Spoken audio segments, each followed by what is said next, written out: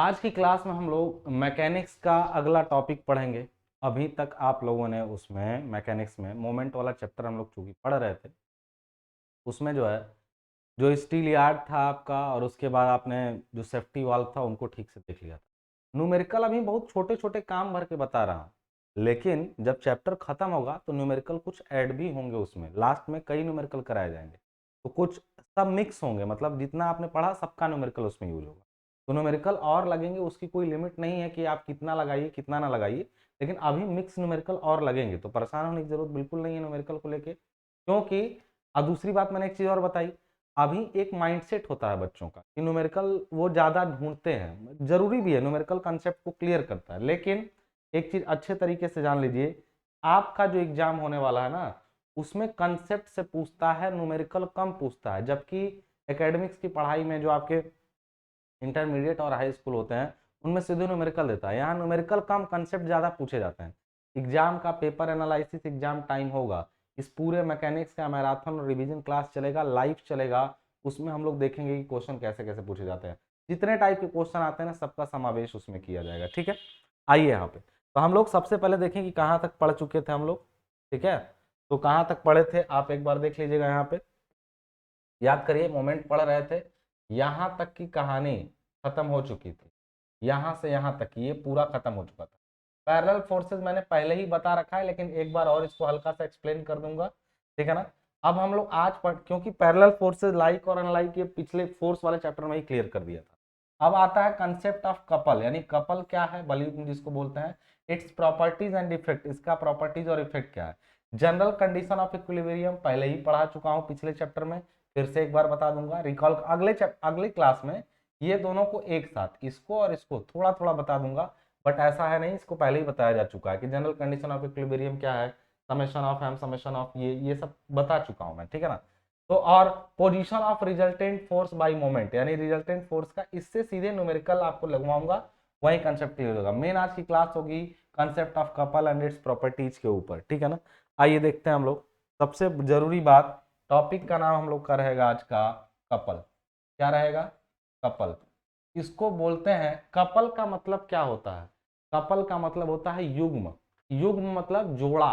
Couple मतलब वैसे होता है, अगर बोले हम लोग इसको तो युग्म या फिर जोड़ा बोलते हैं। लेकिन हम कौन से जोड़े की बात कर रहे हैं? देखो बेटा, हम लोग तो जोड़े में है नहीं अभी, ठीक है, और हम लोग का जैसा हरकत है हो भी नहीं पाएंगे। हम लोग बात कर रहे हैं फोर्स कपल की। हम लोग किसकी बात कर रहे हैं? फोर्स कपल की। फोर्स कपल मतलब हम बेसिकली बात कर रहे हैं बल युग्म की, यानी दो बल यदि जोड़े में है तो उनको हम लोग कहते हैं बल युग्म। कैसे कैसे किसको बल युग्म कहेंगे? तो सबसे पहले इसकी डेफिनेशन पर बात करें कि फोर्स कपल होता क्या है। एक चीज जान लीजिए, पहले समझिए डेफिनेशन वगैरह क्या है, वो तो नोट्स में भी मिल जाएगा आपको, ठीक है ना। तो जब भी कभी ऐसा हो, जब भी कभी ऐसा हो कि दो फोर्सेज,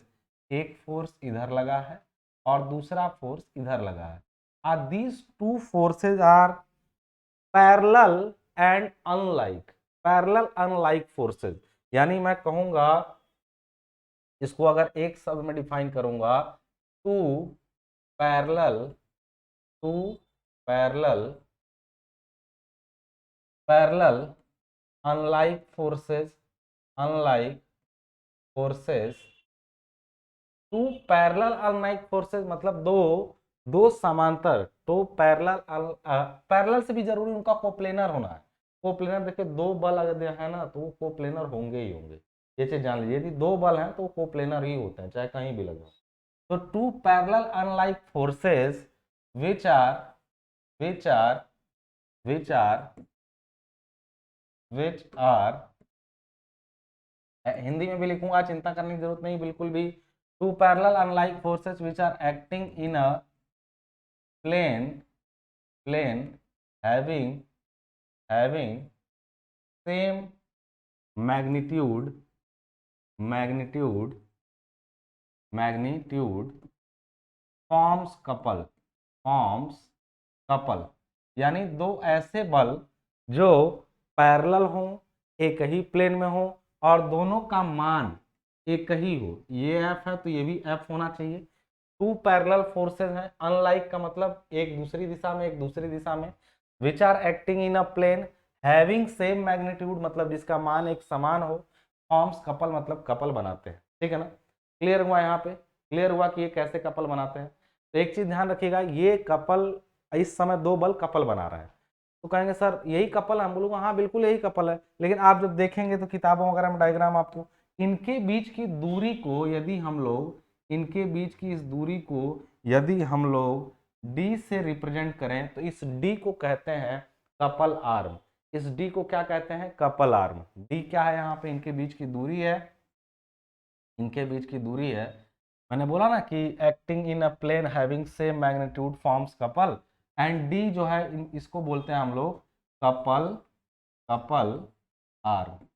और ये दोनों बलों के जोड़ों को फोर्स कपल कहते हैं। बात समझ में आ रही है ना। तो दो बल हैं लगे हुए हैं तो एक कपल यानी जोड़ा बना रहे हैं, तो इनको हम लोगों ने बोल दिया कपल, यानी फॉर्म्स कपल, यानी ये बनाते हैं क्या, कपल। मैं हिंदी में क्या बोलूंगा कि दो समांतर बल जो एक दूसरे से, दो समांतर बल जो अलग अलग दिशाओं में काम कर रहे हैं,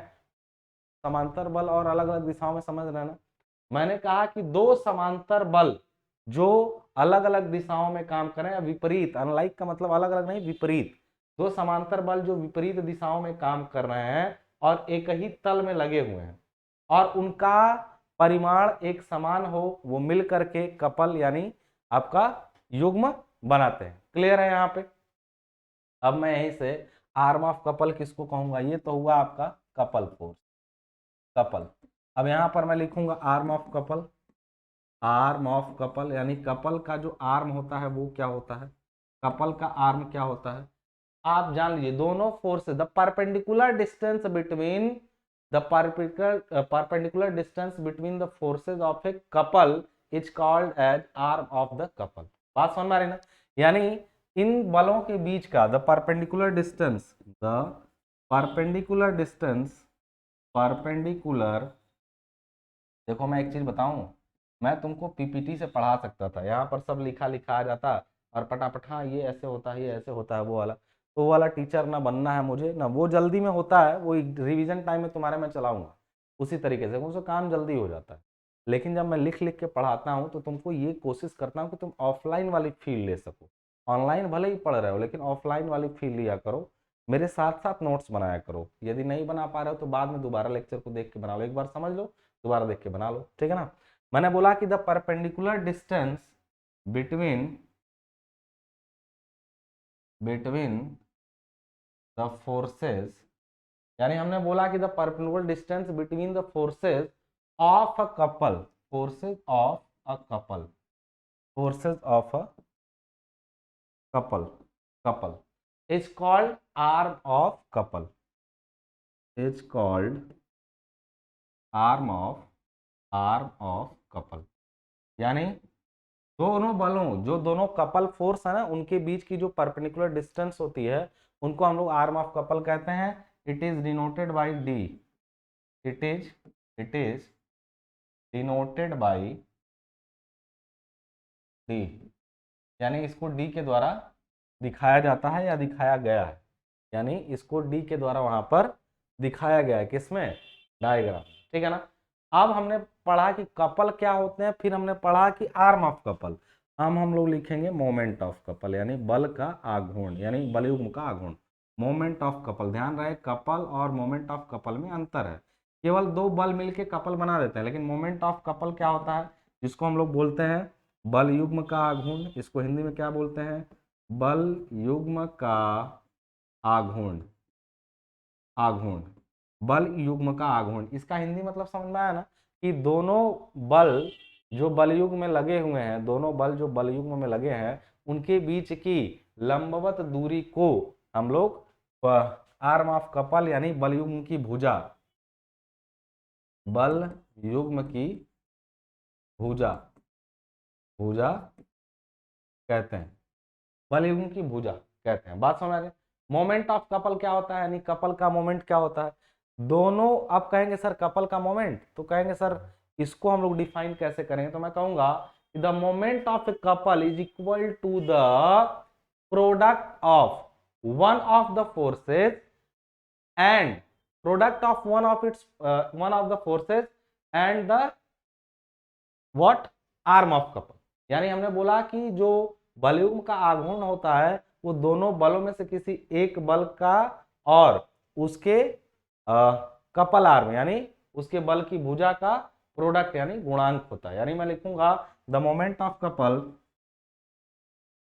द मोमेंट ऑफ कपल, इसके बारे में तुम लोग पहले भी पढ़ चुके हो, हम लोग को इसको दूसरी तरह से पढ़ना है। The moment of couple is the product of, is the product of one of the forces, one of the forces, यानी ये क्या होता है, वो प्रोडक्ट होता है। प्रोडक्ट मतलब होता है यार गुणा, गुणा करने पे जो आता है उसको द मोमेंट ऑफ कपल यानी बलयुग्म का आघूर्ण इज द प्रोडक्ट यानी गुणनफल होता है किसका, वन ऑफ द फोर्सेज मतलब किसी एक बल, वन ऑफ द फोर्सेज यानी किसी एक बल, यानी one of the forces of couple आप लिख सकते हैं, one of the forces of couple मतलब बलयुग्म में से किसी एक बल and the arm of the couple, force of the couple and the arm of the couple, couple बात समझ आ रही ना। असल में मैं कहूं तो मैं साफ शब्दों में कह सकता हूं product of one of the forces of the couple and arm of the couple, यानी किसी कपल के जो कपल बने उसमें से कोई एक बल और उसके आर्म की जो दूरी होती है उनका जो प्रोडक्ट यानी गुणनफल होता है उसी को हम लोग बलयुग्म का आघूर्ण कहते हैं। यानी बलयुग्म का आघूर्ण बल युग्म में से किसी एक बल और उन दोनों बलों के बीच की दूरी का गुणनफल होता है, ये उसकी एग्जैक्ट हिंदी परिभाषा हुई। तो यानी हम लोग लिखे अगर कपल मोमेंट को हम लोग मोमेंट ऑफ कपल को यदि हम लोग एम से डिनोट करते हैं यानी moment of couple, moment of couple को यदि हम लोग एम से डिनोट करते हैं एम, तो ये हो जाएगा कोई एक फोर्स, जब दोनों एफ हैं तो कोई एक एफ ले लीजिए, इंटू क्या हो जाएगा डी, बात समझ में आ रही ना, इंटू क्या हो जाएगा डी। यानी साफ सुथरे शब्दों में कहें तो ये कपल मोमेंट का फॉर्मूला हुआ। दो बल लग रहे हैं तो कोई एक बल और उन दोनों बलों के बीच की लंबवत दूरी को हम लोग कपल मोमेंट कहते हैं। क्या इतनी बात आप लोगों को क्लियर है? हम लोगों से कपल पूछा था, हमने कपल के बारे में पूरी बात बता दी। अब एक चीज है कि कितने टाइप के कपल हो सकते हैं, कितने टाइप के कपल हो सकते हैं, तो अब टाइप्स के बारे में जरा सा बात कर लें। बस ये चैप्टर खत्म ही है, बस न्यूमेरिकल में जो समय लगे लगे, कंसेप्ट लगभग खत्म है। Types of couple, types of couple यानी कपल के टाइप। भाई दो टाइप से ये कपल हो सकते हैं। पहला हो सकता है ये कपल, पहला ये हो सकता है क्या हो जाए, पहला हो जाता है anti clockwise, anti clockwise couple. दूसरा हो सकता है क्लॉकवाइज कपल। अब एंटी क्लॉकवाइज कपल क्या हो सकता है, ऐसा ऐसा बल, एंटी क्लॉकवाइज किसको कहेंगे, ऐसा बल जो उसको किस दिशा में घुमाने का प्रयास है, यानी the couple which can rotate a body in anti clockwise direction. यानी पहले वाले की बात करें हम लोग, चलिए पहला ये दूसरे वाले को यहाँ नीचे कर लेते हैं, दूसरे वाले को यहाँ नीचे कर लेते हैं चलिए। यानी इसके बारे में लिखा कि the couple which rotates a body. अच्छा ये इसका इफेक्ट कैसा होता है, रोटेशनल इफेक्ट होगा। जब किसी बॉडी पर दो बल अनलाइक लगते हैं ना तो निश्चित रूप से वो रोटेशन पैदा करते हैं, वो कोई भी डिस्प्लेसमेंट पैदा नहीं कर सकते, वो कोई भी डिस्प्लेसमेंट पैदा नहीं कर सकते। वो किसी चीज को, अगर मैं पूछूं कि कपल क्या करता है किसी बॉडी पर लग के, वो कभी बॉडी को इधर से उधर खिसका नहीं सकता है, वो उसको एक जगह पर घुमा सकता है, वो उसे केवल एक जगह पर घुमा सकता है, वो उसका कुछ और नहीं कर सकता। यानी मैं कह सकता हूं कि the couple which rotates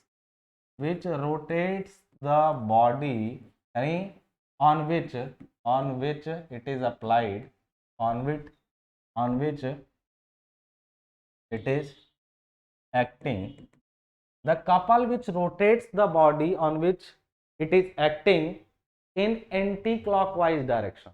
in anti-clockwise direction, in anti-clockwise direction, is called anti clockwise couple. यानी इसका इफेक्ट सीधा साधा कैसा पड़ेगा कि कोई बॉडी है जिस पर ये काम कर रहा है, कोई बॉडी जिस पर ये काम कर रहा है, ठीक है ना। बॉडी कैसी है, कैसा भी रहे यार, हमें क्या करना है, ये बॉडी है, मान लो ये बॉडी है, इस पर दो बल इस टाइप से लगे, किस टाइप से लगे कि ये इस इसको एक बल इधर इस पर काम कर रहा है और एक बल इधर इस पर। तो अगर ये दोनों बल, ये F है और ये F है, इस टाइम ये दोनों मिल करके इस पर मान लो एक एक ये ऐसी कोई है चीज, उसको हम ऐसे घुमा रहे हैं, तो आप ऐसे समझिएगा ये दोनों मिलकर के बॉडी को कैसा घुमाने का प्रयास कर रहे हैं, बॉडी को कैसा घुमाने का प्रयास कर रहे हैं, इस टाइम जैसा दिख रहा है। तो आप साफ शब्दों में कहें सर ये एंटी क्लॉकवाइज घुमा रहा है, इस डायरेक्शन में इसको रोटेट कर।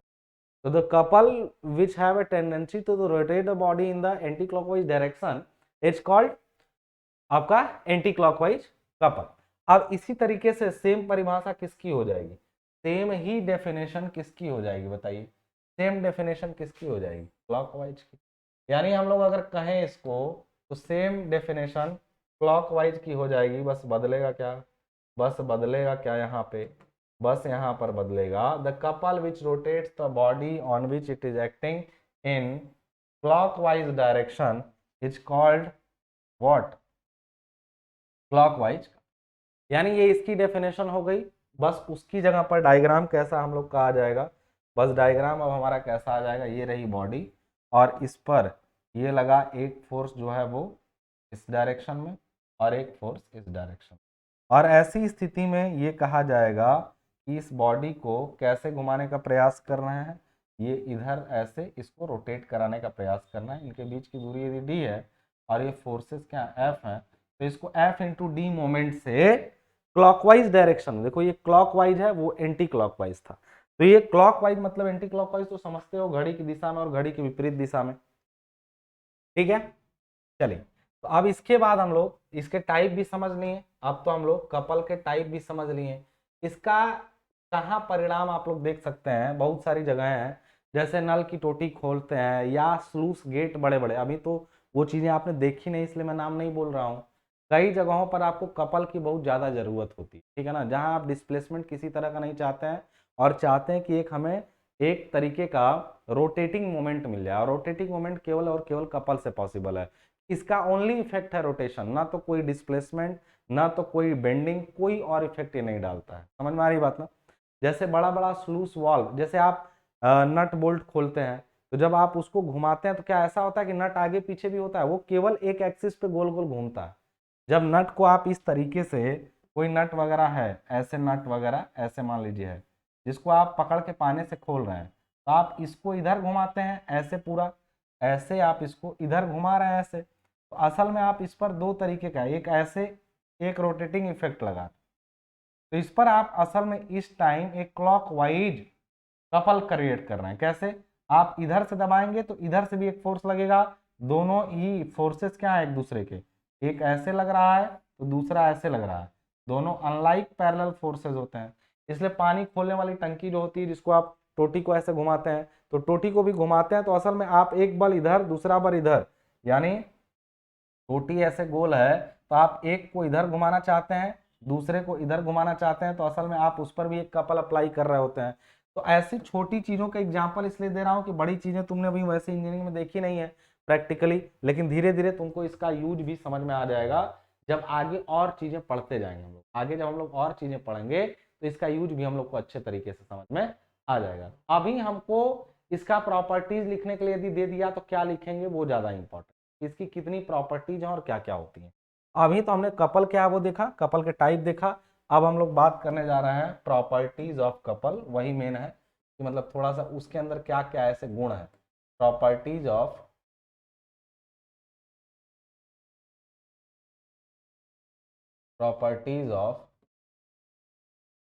कपल, यानी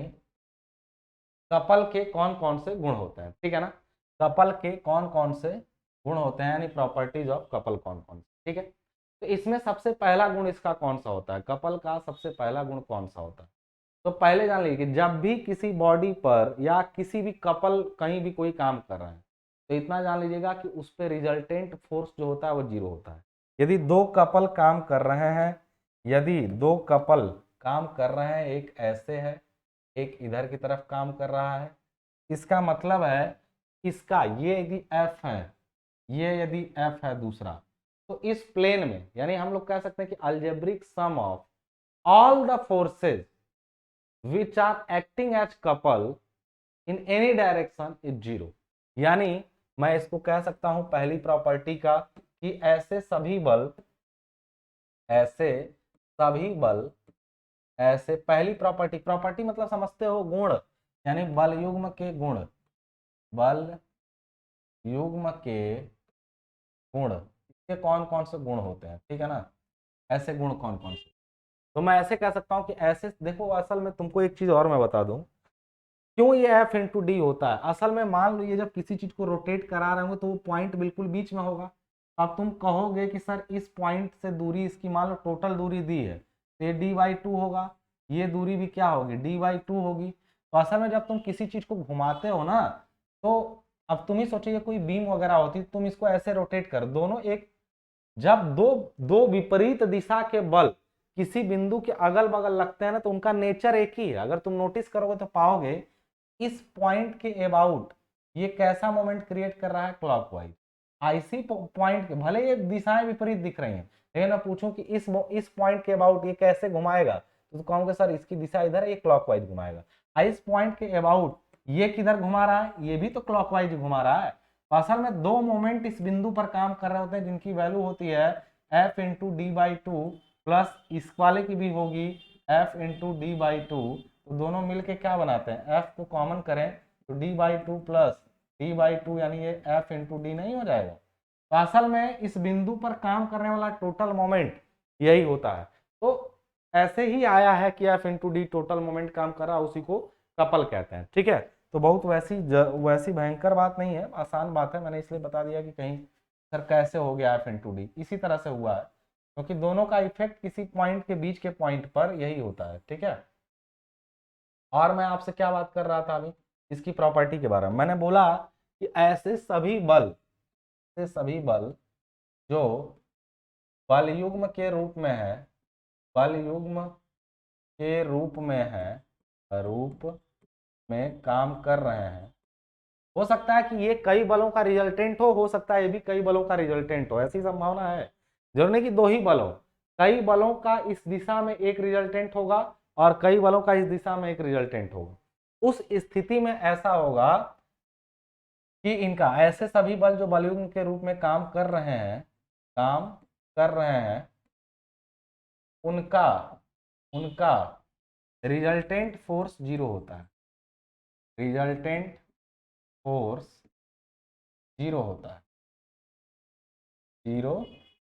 होता है। कहेंगे कैसे, तो भैया एक प्लेन में दो बल काम कर रहे हैं, एक ऊपर एक नीचे, तो इन दोनों का कोई बल के रूप में रिजल्टेंट होगा, बल के रूप में कोई रिजल्टेंट नहीं होगा। मतलब ये एफ अगर हम लोग पूछें इस पर resultant R is equal to, कहेंगे सर एक एफ उधर जा रहा है एक एफ इधर आ रहा है, यानी रिजल्टेंट क्या है, रिजल्टेंट क्या है, जीरो। अब यहाँ पर मैंने हिंदी में लिख दिया तो कुछ लोगों का अभी जो है छाती फटेगा कि अंग्रेजी में क्यों नहीं लिखे, तो बोल दे रहा हूँ यार, जब इंग्लिश में लिख रहा हूँ तो हिंदी में बोल रहा हूँ, हिंदी में बोल रहा हूँ तो इंग्लिश में। मैंने बोला ऐसे सभी बल जो बलयुग्म के रूप में काम कर रहे हैं उनका रिजल्टेंट फोर्स जीरो होता है। तो मैं इसको बोलूंगा algebraic sum of the forces which are acting as a couple in any direction the resultant, यानी हम लोग का अलजेब्रिक सम जीरो होने का मतलब रिजल्टेंट जीरो होना, यानी उनका परिणामी या उनका बीजगणितीय योग एक ही बात हुआ ना, इनका कोई परिणामी हो या इनका बीजगणितीय योग हो एक ही बात हुआ। और भी as a force as a moment effect डालेंगे, बट एज ए फोर्स इनका कोई रिजल्टेंट नहीं होगा। फोर्स का क्या नेचर होता है बताओ, अगर यहाँ कोई बॉडी है जिस पर ये लग रहा हो तो फोर्स उसको लुढ़काता है। अगर मैं पूछूं कि यहाँ कोई बॉडी है, इस पर एक फोर्स ऐसे लग गया ऐसे, तो ये क्या करेगा, इस बॉडी को ऊपर ले जाएगा। अगर इधर लग गया वही फोर्स सेम, तो ये बॉडी ना तो अब ऊपर जाएगी ना तो नीचे जाएगी, बल्कि यहीं पर लगेगी रोटेट करने, घूमने। इसका मतलब मैं ये कहना चाहता हूं कि एक फोर्स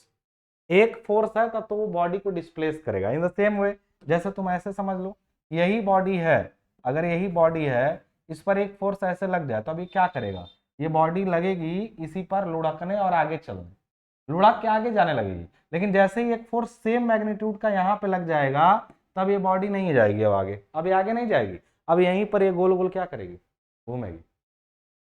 समझ रहा हूं मैं क्या कहना चाहता हूं, यानी बलयुग्म का कोई भी रिजल्टेंट फोर्स नहीं होता, यानी उसका रिजल्टेंट फोर्स जीरो होता है। यानी कह सकते हैं कि algebraic sum of the forces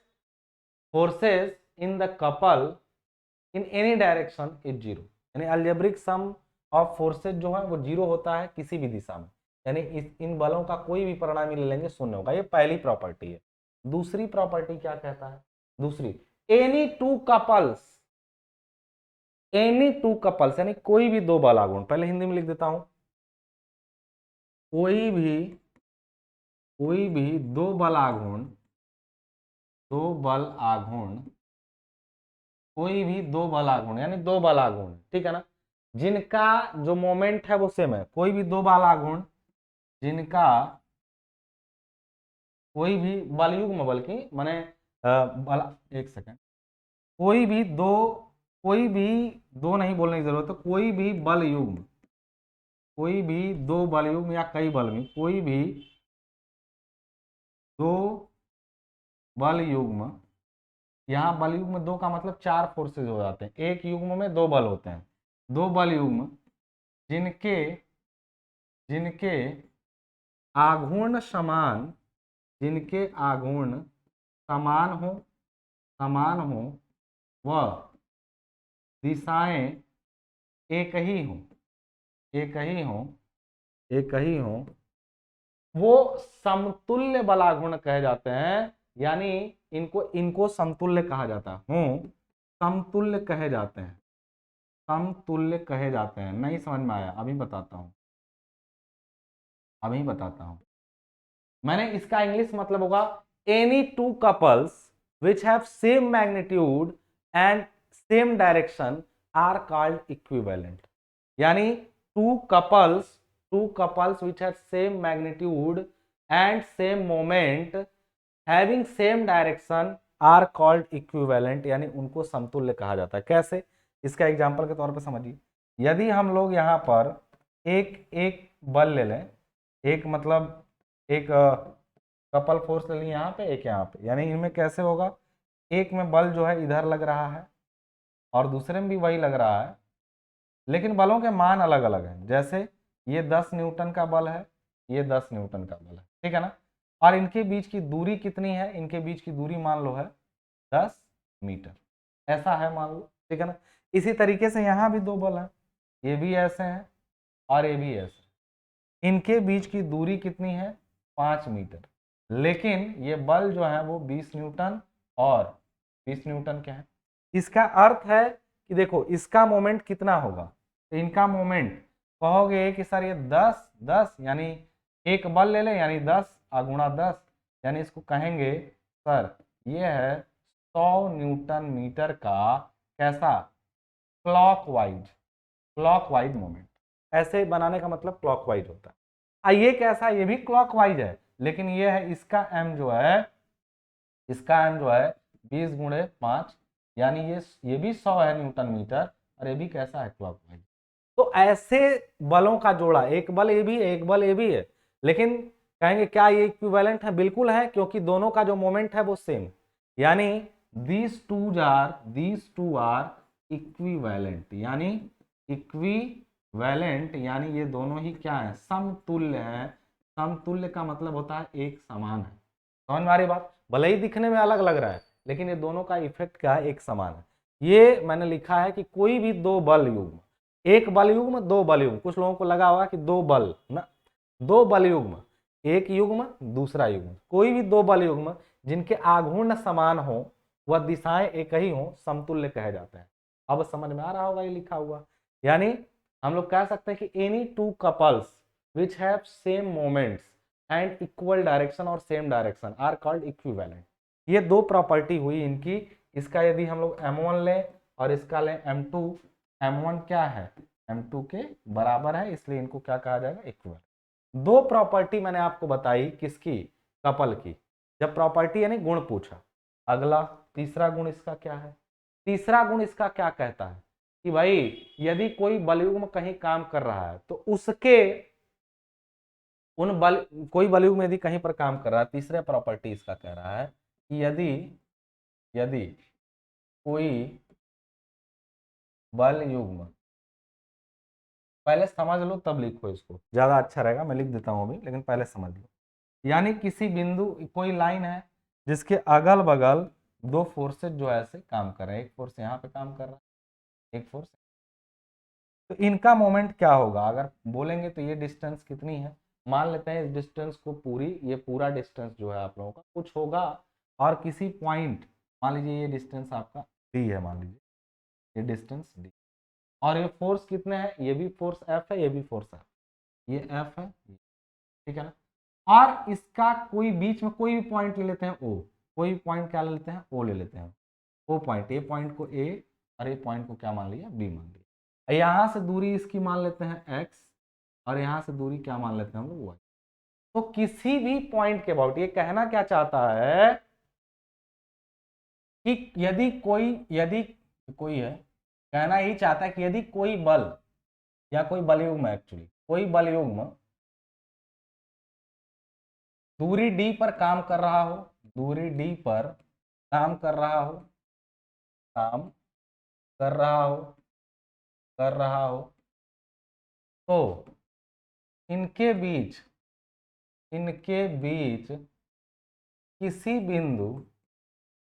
किसी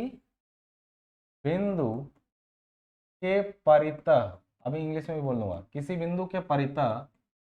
इन बलों के घूर्णों का योग, इन बलों के घूर्णों का योग बल युग्म के घूर्ण के बराबर होता है, बल युग्म के घूर्ण के बराबर होता है,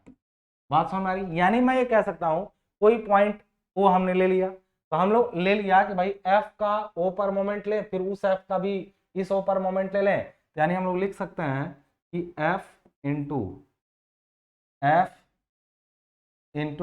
एक्स और प्लस, अब भाई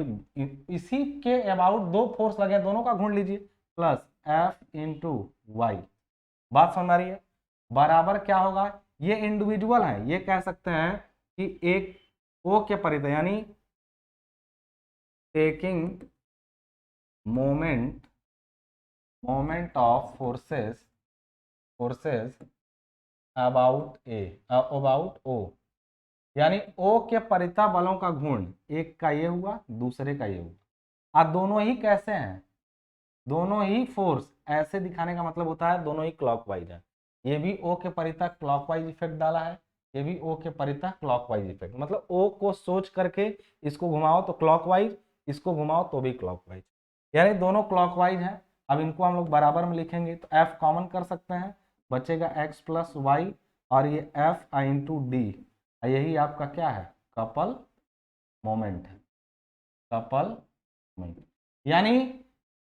यानी किसी भी बिंदु ओ कहीं भी होता तो भी इंडिविजुअल का मोमेंट कपल के मोमेंट के बराबर है, यानी इससे हम लोग सिद्ध कर सकते हैं तीसरा प्रॉपर्टी कि sum of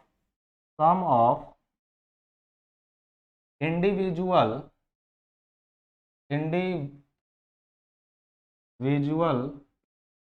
moments is equal to moment of force couple, यानी इंडिविजुअल मतलब एक एक करके मोमेंट का जो सम है, यानी उनका जो योग है वो बराबर होता है मोमेंट ऑफ फोर्स कपल, ये इनकी तीसरी प्रॉपर्टी थी, ये इनकी क्या थी, तीसरी प्रॉपर्टी थी। तीन प्रॉपर्टी हमने मोमेंट का देखा, अब अगली प्रॉपर्टी चौथी क्या कहती है, इसको इंग्लिश में कैसे कहेंगे कि जो पीछे वाला था, the algebraic sum of moments of forces in the couple about any point in the plane is the equal of moment of the couple, is equal to the moment of couple, ये पीछे वाले के बारे में था। चौथा मैं बोल देता हूं जो लिख रहा हूं प्रॉपर्टीज को, चौथी प्रॉपर्टी देखो, जो मैं बोल रहा हूं वो लिखा हुआ मिलेगा लेकिन तुम लिख लेना अपने नोट्स में, 3 प्रॉपर्टी को एक्सप्लेन करना था, बाकियों को बस जानना है, नाम सुनना है। क्या होता है, एक चीज जान लीजिएगा कि मोमेंट को हमेशा उसी के, चौथी प्रॉपर्टी, मोमेंट को हमेशा एक मोमेंट द्वारा ही संतुलित किया जा सकता है, किसी बल द्वारा नहीं। मोमेंट यदि किसी बॉडी पर लग रहा है तो उसको उसी मान के किसी मोमेंट द्वारा ही संतुलित किया जा सकता है, किसी बल द्वारा नहीं। संतुलित करने का मतलब कोई चीज ऐसे घूम रही है, कोई चीज ऐसे घूम रही है तो तुम इसको रोक नहीं सकते हो, इसको तुमको भी रोकने के लिए मोमेंट ही देना पड़ेगा, तुमको भी इसको रोकने के लिए मोमेंट ही देना पड़ेगा। यानी किसी घूमती हुई वस्तु पर यदि मोमेंट लगा हुआ है तो उसको रोकने के लिए भी मोमेंट ही चाहिए, बल द्वारा वो नहीं रुकेगी। ये चौथी प्रॉपर्टी, समझ गए इस बात को। Moment can not be neutralised by a single force, it can only be balanced by same amount of moment in opposite direction. यानी अगर ये दोनों इसको घुमा रहे थे क्लॉकवाइज तो ये दोनों एंटी क्लॉकवाइज घुमाएंगे तभी बैलेंस होगा। चौथी प्रॉपर्टी हो गई ये। पांचवी कहता है कि मोमेंट केवल केवल एक रोटेशनल इफेक्ट डाल सकता है, मोमेंट केवल एक रोटेशनल इफेक्ट डाल सकता है, इसके अलावा कोई और इफेक्ट ये नहीं डाल सकता, कोई भी डिस्प्लेसमेंट नहीं लाएगा, केवल रोटेशनल इफेक्ट। ये पांचवी प्रॉपर्टी हो गई, बात समझ आ गई है।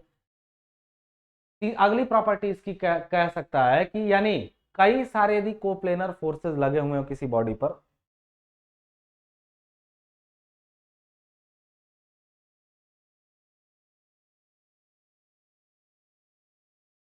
किसी बॉडी पर यदि कई सारे मोमेंट लगे हों और एक ही दिशा में हो